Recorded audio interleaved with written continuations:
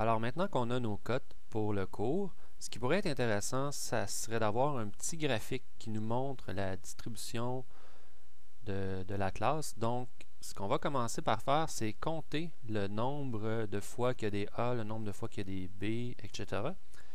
Ce qu'on va faire, c'est qu'on va se réserver une colonne pour faire ça.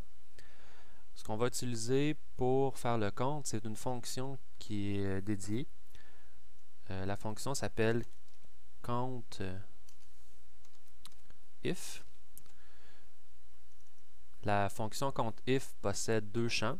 Le champ des références, donc sur quelle donnée on va faire le compte, et le critère de compte, donc sur quoi on décide de compter ou ne pas compter. On va aller sélectionner les données. Donc nous, ce qui nous intéresse, c'est la colonne des cotes. Et le critère, bon, présentement, on est sur la ligne du A+, donc le critère pour faire le compte, c'est naturellement de retrouver A+, dans les données. Maintenant, on a notre premier compte qui est réalisé.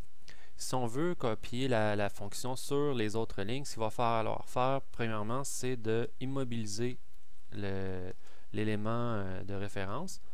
Donc, on utilise le signe de pièce en avant du nombre. Donc, maintenant que c'est fait, on peut copier sur les autres lignes.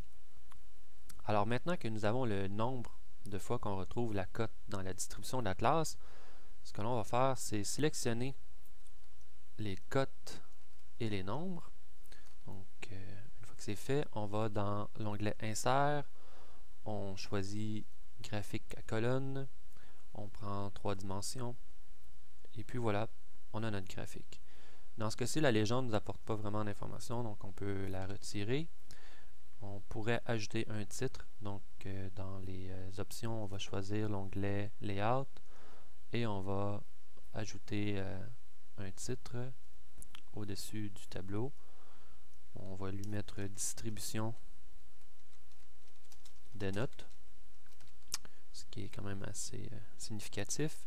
On va redimensionner notre graphique afin que on voit tout au complet sans cacher les autres informations.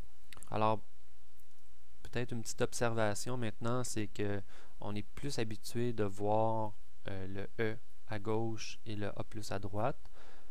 Ce qu'on peut faire pour corriger ça, c'est sélectionner l'axe horizontal, aller éditer l'axe horizontal. Donc, je vais vous ramener le tableau dans la vue. Format de l'axe. Et maintenant, ce qu'on va faire, c'est on va demander de réinverser l'ordre. Donc, là, on retrouve le E et le A+, à l'endroit où on est plus habitué de le voir.